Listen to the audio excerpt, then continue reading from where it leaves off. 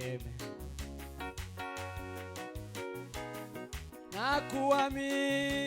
Nakuamini, nakuamini Yesu, nakuamini wewe, nakuamini, nakuamini wewe, nakuamini Yesu, nakuamini wewe, nakuamini, nakuamini, nakuamini Yesu, nakuamini,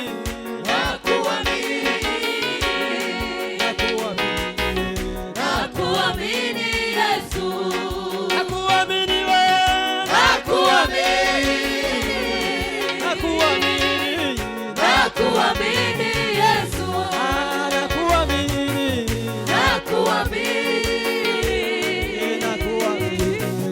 nakuamini Yesu, nakuamini wewe, nakuamini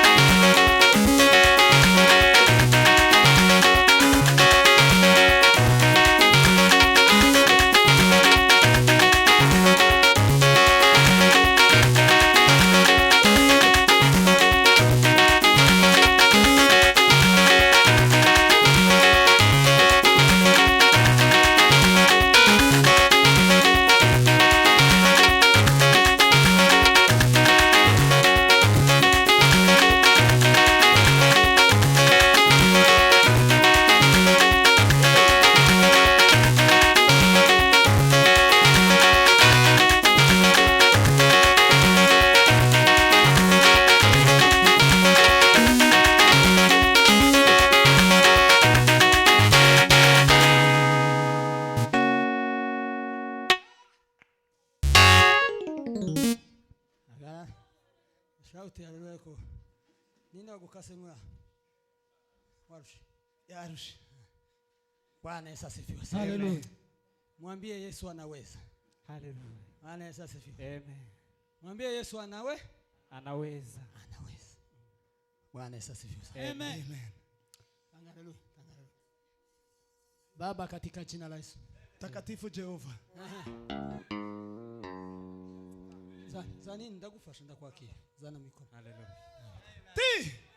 Paite kati. Sope. Haleluya. Bodega. Haleluya. Tuzamuri Imana icyubahiro. Tumpe Bwana. Hello ila kabura. Jina la pai oka. Baba anaweza yote. Ndi mazulu maproketa sila. Anatengeneza. Hili mahasomela go.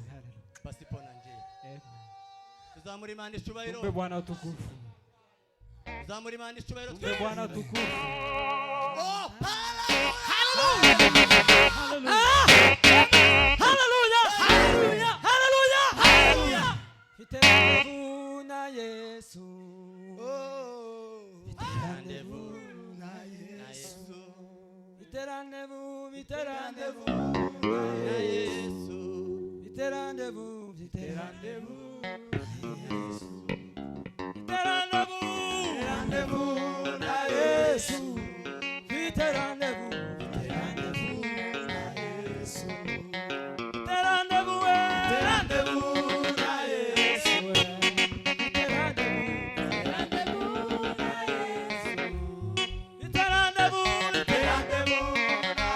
na Yesu. Fiterandevu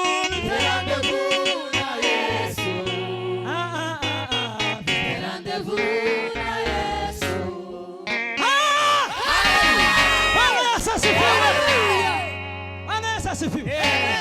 Nyeganyeza basi. Tingiza mkono. Nyeganyeza. Tingiza. Emerita sola. Amen. Fite rendez-vous na Yesu. Fite rendez-vous. Fite rendez-vous na Yesu. Fite rendez-vous. Fite rendez-vous na Yesu. Tege. Fite rendez-vous. Fite rendez-vous na Yesu. Fite rendez-vous. Fite rendez-vous na Yesu. Fite rendez-vous. Fite rendez-vous na Yesu. Fite rendez-vous. Fite rendez-vous na Yesu. Fite rendez-vous.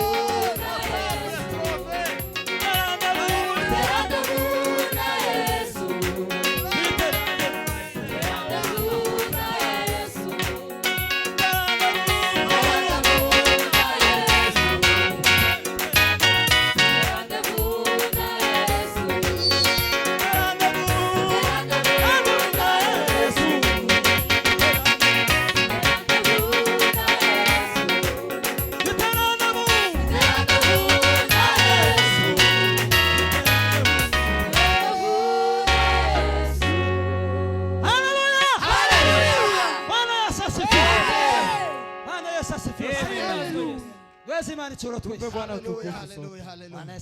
Amen. Ntukabwire Imana yawe ubundi nibwo kibazo, ahubwo bwira ikibazo ubundi nibwo Imana yawe izagufasha.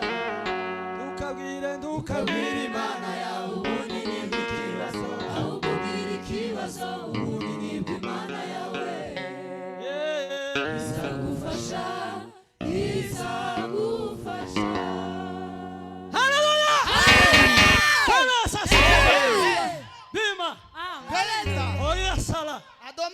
Jine etambla kosa.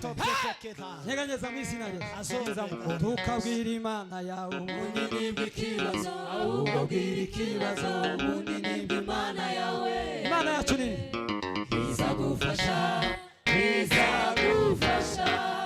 Ntukabwire Imana yawe ubundi nibwo ikibazo, ahubwo bwira ikibazo ubundi nibwo Imana yawe izagufasha. Tuyotanga haleluya. Tunataka sauti haleluya. Turangiza basubize mu ukeya. Alafu tukimaliza ongeze kidogo. Ufite haleluya. Nibagweze miko. Yine ufite haleluya. Nanje ndahari. Mwipange. Haleluya. Hapa mbele. Bwana Yesu asifiwe. Amen. Mongera kasme. Amen ako. Heride ni asamela. Elanglo meteta. Kawini asobera brita. Mone moka ya Kiri tailo. Demela. Jeni engilako. Kota kisikili Halu bwana. asimela o pepe. Hayi bwanda la. Lelo talanda o sana. Prima. Meria bulanda. Pri pepe. So pelanda. Bwana Yesu asifiwe. Amen. Munyeganyeza amaboko. Tigiza mikono. Nyeganyeza mwizina rya Yesu. No, ana amaboko. Munyeganyeza amapepo. Nyeganyeza. Hata nyeganyeza. Nyeganyeza, nyeganyeza. Tigiza.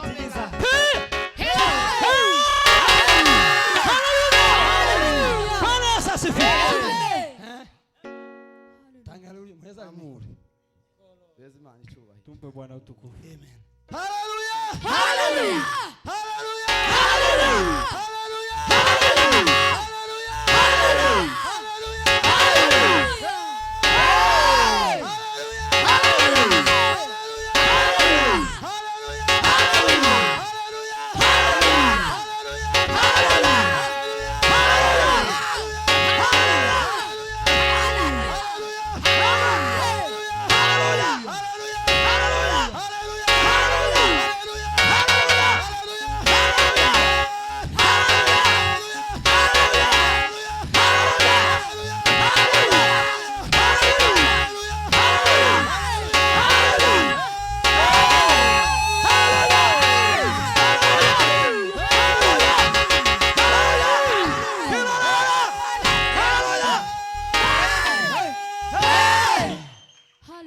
Hallelujah.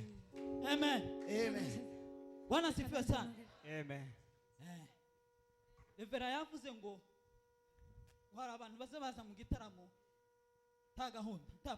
Reverend amesema kuna watu wanakuja kwa kesha na wana program. Ariko njewe nasanze Lakini nyinyi nimepata ibihaye bikorwa byose hano. yale yote yanatendeka hapa. Obiragendera kumufiririzo kwanje. Yego. Ho muraririmba nkumva. Munaimba nasikia. Ni jo hayo. Ni mimi nasikia. Tugiye gutera za haleluya. Tunataka kushauti haleluya. Mureke mbabwire. Acha niwaambie. Hallelujah. Hari ibintu nka bitatu. Kuna mambo matatu. Satana habera atazayo. Shetani ambayo hasikii. Ijambo rya mbere. Neno la kwanza. Taza yumva ruga. Hasikii kunena kwa ndimi. Icya kabiri. Cha pili. Taza yumva haleluya. Hasikii haleluya. Haleluya niryo jambo ryonyine mu materaniro. Haleluya ndiyo neno moja kwa kongamano. Ritaza ribasha gusobanura. Halieleweki. Ariko uteye haleluya yiyumva. Lakini yule ameshauti haleluya akijisikia no ndani. yakiriya yize. Na yule amepokea akiamini. Izigira ikikora. Inafanya kazi. Haleluya niryo jambo ryovugwa mu materaniro. Haleluya ndiyo neno linaza neno kwa kongamano. Umuntu uri muri Brazil, muri Amerika amajyepfo akayumva. Mtu mwenye ako US anasikia hiyo. Kana twebwe turi hano mu kibanza kwa sisi tuko hapa kwa hii uwanja. Ngiye gutera za haleluya. Nataka kushauti haleluya. Nawe ugira uyiganisha. Nawe uielekeze mahali. Iragira ikikora. Tafanya kazi. Tuzamurira Imana ibiganza. Tupe Bwana utukufu. Tuvuge twese haleluya. Haleluya. Usubira ngo haleluya. Haleluya. Haleluya. Haleluya.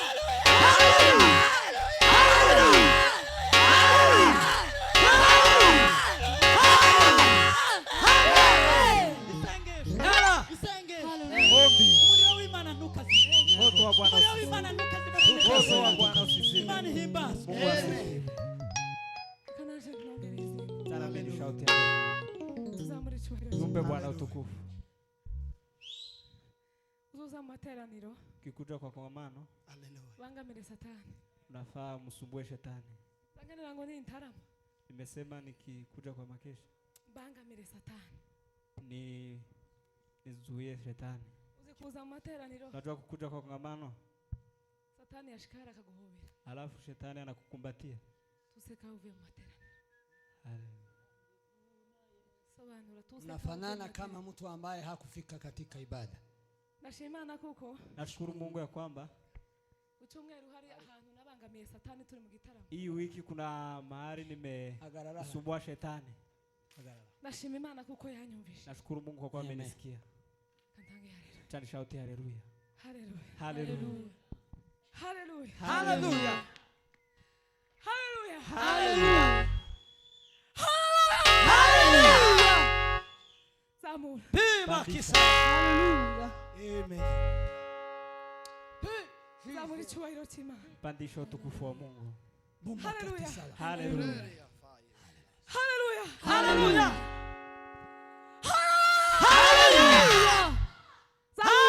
Haleluya.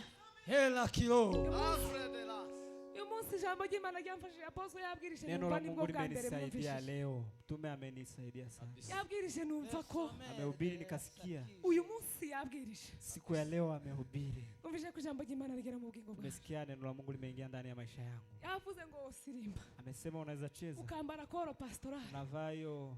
Ukaba umuririmbyi. Unakuwa mwimbaji. Ukaba umuvugabutumwa. Unakuwa Ukaba mwinjilisti. umupasiteri. Unakuwa mpasta. Ariko Imana itakuzi. Lakini Mungu akujui.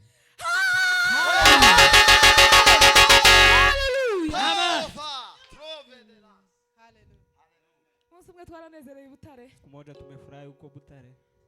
Turi kumwe na Ndutira na Bea n'abaririmbyi Tulikuwa barabizi. pamoja na Ndutira na kina Bea. Bari turi mu bubyutse. Tulikuwa kwa uamsho. Turasimba sinamenye ukuntu nasibye intebe imwe zibiri zitatu zine ndarenga. Nikaruka viti karibu 4 No ngo mveyo ndibaza. niliporudi nikajiuliza. Nabango siyo nkubita umutwe hasi ngapfira. Nasema je, ningeangusha kichwa chini ningesema. Ariko imbaraga z'Imana. Lakini nguvu za Mungu. Imbaraga z'Imana. Nguvu za Mungu. Aha.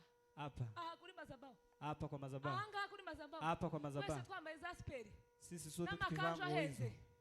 Iriya hirya. Huko nyuma.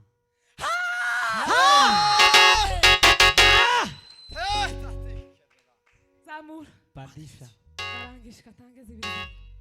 Zamura icyubahiro cye. Pandisha utukufu wa Mungu. Haleluya. Hallelujah. Haleluya. Hallelujah.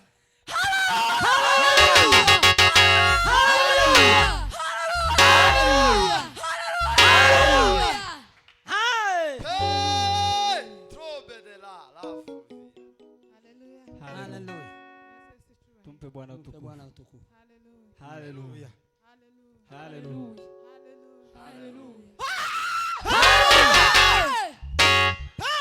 Hallelujah. Andi la kos. Jinela puri pori kasmelago. Hallelujah. Hallelujah. Hallelujah. Hallelujah. Hallelujah.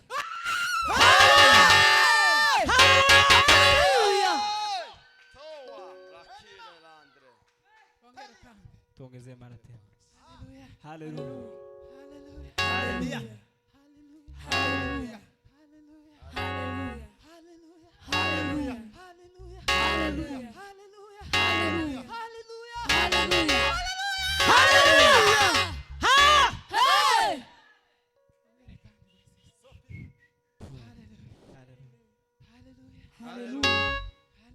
Hallelujah. Hallelujah. Kuna kile Mungu amefanya kwa Amen. maisha Asante yangu. sana.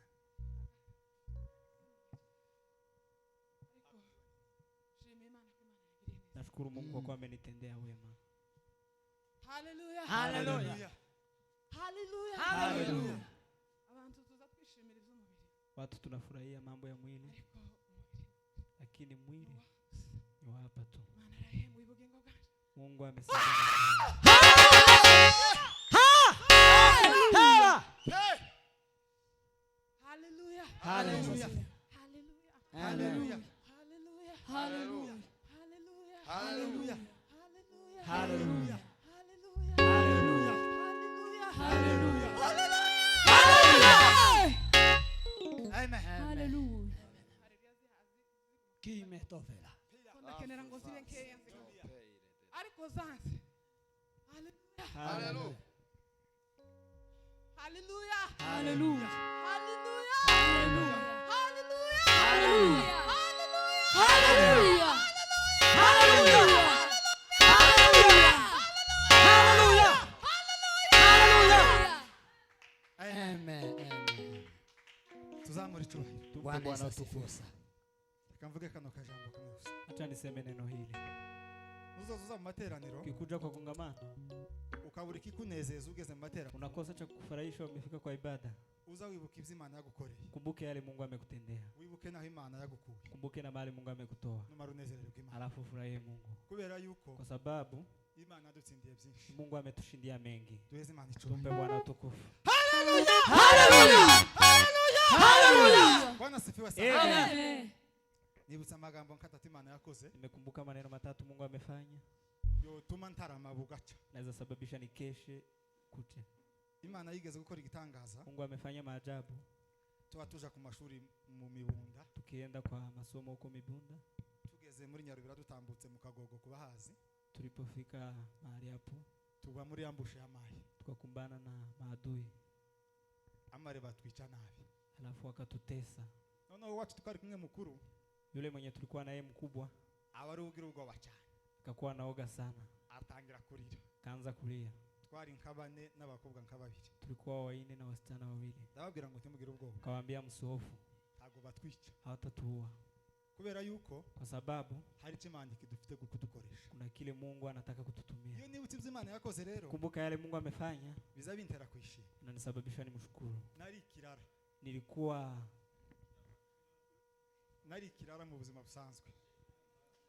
Ariko Imana yarankijije. Lakini Mungu ameniokoa. Ikirara ni jambazi cyangwa? Oya, ntabwo ari jambazi. Hariho jambazi. Nyaga adusobanura ikirara. Mukora?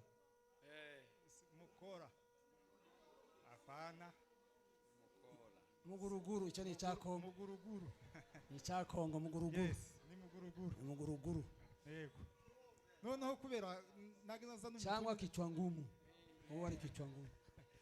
Sinzi uko nobyita kugira ngo byumvikane. Ni sawa. Noneho mbwira abo bacu. Alafu nikaambia wenzetu. Nimureke mwebwe mureke mbere cyo tugiye gukora. Tena niambie venye tutafanya. Twumva abantu baturutse imbere. Tukisikia watu